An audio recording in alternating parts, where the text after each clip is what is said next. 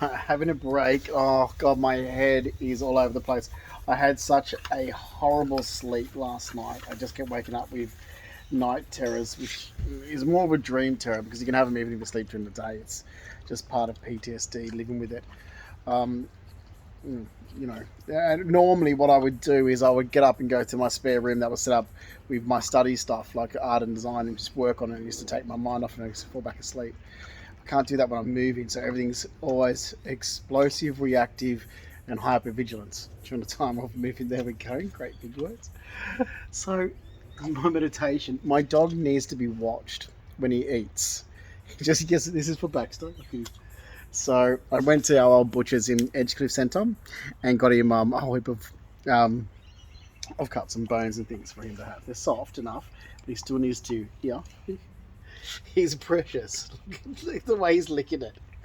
He's so precious. Oh, Bax is precious. Aren't you? You gonna eat it, Mister? You gonna just take little nibbles of it. So having a coffee, having a break, because it's. Oh, I hate. I'm one of these people that really like to be settled in a space that's suitable, and I know what suits me. I really am one of these people that like to be settled. Like I'll travel. Like if I've got my own place to go back to, and mate, I'll settle, and I need to be settled, and like but I have to be settled, and go okay. There's home. Go back to there, type thing. I can't. I don't know how people can pack their lives up and move. I did to go to America, and that's very different because I was ready to settle when I moved to America. Even though I didn't accomplish everything that I wanted to accomplish in Australia first before I relocated to the US, because I had the green card since 2014. I was like, no, look, I'll make this work no matter what.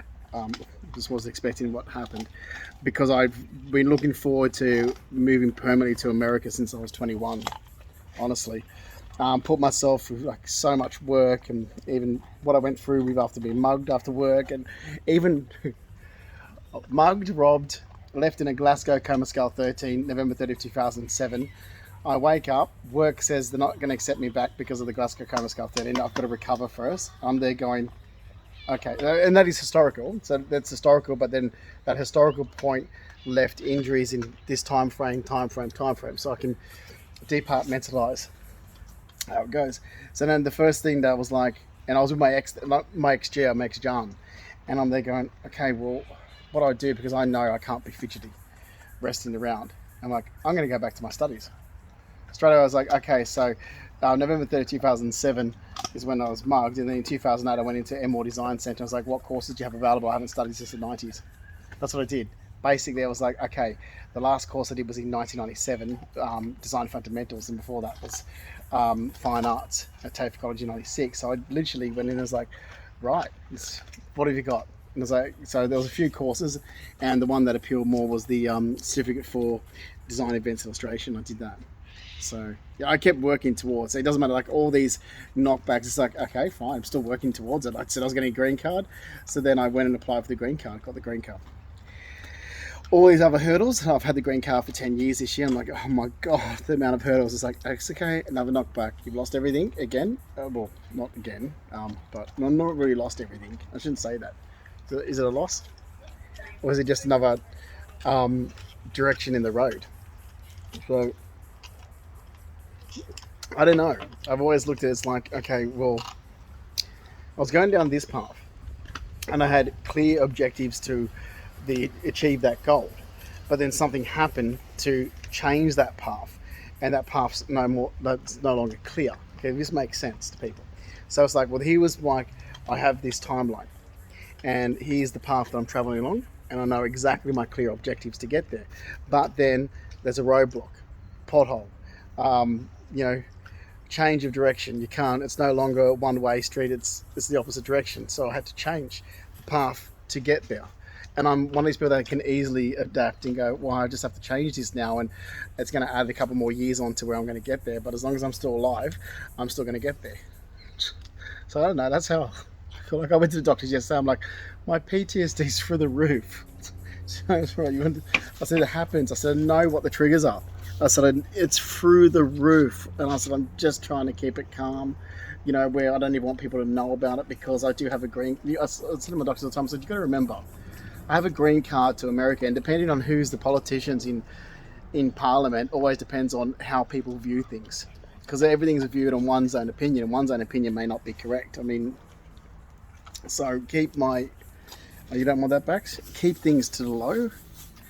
I don't want people knowing. Even I've always found America, I think they know more about people living with PTSD than anything else. I went into, without rambling on the message, here back, you're going to play with all the bones. He didn't finish that bone, he wanted to see what other bones were in there. So I went into the city yesterday, which always eases anxiety for me. It is the opposite. It's odd with me. As soon as I want to ease anxiety, I'll jump on a train, like I used to do it even like if I couldn't sleep, just jump on a train, go into a busy area and just go have a coffee or something and just be around people. And suddenly just like the city, just my shoulders relax. It's like, okay, you're fine. It's all right. And that's what it does. I don't know. Being in a large industrial 24-hour city relaxes me, and I find it tranquil. Where other people are like, you find like Midtown or Times Square tranquil. I'm like, yeah, I do. I find it tranquil. Don't know what it is. Maybe it's because I don't feel like I'm on show or something. Maybe because of the way I was attacked after work and it made me feel singled out when I wasn't. Because there was more than one person that was mugged the night I was mugged. I know that. The detective told me. So it wasn't like I was singled out. It just felt like it. Maybe because it was the mugging was close to my front door. And it's always been a trigger for me that, like my mother was showing up in Sydney. I'm like, can you not do that? Don't show up uninvited. Like and things like this. Like, I mean, I just find it uncomfortable being watched. It's weird. I'll unpack this with a professional, which is what I was going to do in America anyway. And every time I move, it just aggravates, like you would not believe, the most horrific, traumatizing nightmares. So I was actually talking about it yesterday, actually, with my ex-Geo. Met him in a city. He was coming from Edgegift. I'm like, oh, I'm coming from Darlinghurst. I'm already going to be on the train in King's Cross in a second. I'll meet you there on George Street. I'm going up to Samsung. Hasn't changed. He goes, do you know where else? Unless it's changed, it's still up the road past Market Street. So I walked around, got a juice, chilled out. I was talking to him out. I said, I'm doing videos I do with how I know what triggers are and so forth. All right. That's one thing I disagree with the right. It's the only thing I disagree with Republicans is that the fact is some Republicans don't, and I am a Republican. So there's no if or but. So I'm more Republican than Democrat. But then I'm more creative and artistic side of things. So I support the creative arts, I'm a confusing person to unpack. It's like an onion. It's an onion that has many layers and it's very confusing. It's like, how can you be a Republican when you're an artist? So because I'm a capitalist artist. Because my view is, as an artist or someone that works in the arts or design, you need capitalism, otherwise you're not going to get paid. The more money there is, they're going to focus on spending that money. A great example is one of the biggest capitalism monuments that you're going to have is the Chrysler Building. Okay. This is why I love doing recordings in my own place. So the biggest, I can't wait to move. I need something that feels really, encroached. So the biggest capitalist monument building that you're going to have is the Chrysler Building. Now, when you walk inside the foyer of the Chrysler Building, you have the most amazing artwork. During COVID, I know it was shut, and I was actually going past the US consulate there, and I ducked into the Chrysler Building and just to see the artwork. I'm like, I know I can't enter, but I just want to, just the artwork all around the walls. I have seen this many times before, but every time you go and see it, it feels like the first time. Again, I could stand in the foyer of the Chrysler Building and just really admire the artwork. It's there. Why not do it? But what everyone doesn't realize is that, okay, there's the artist that did the artwork who is probably a socialist or communist, but the person who's paying for the artwork is a capitalist. Now, you're not going to get paid to be able to buy your paints and canvases and work with socialism and communism. You're paid for capitalism. So I'm a capitalist artist, if that makes sense.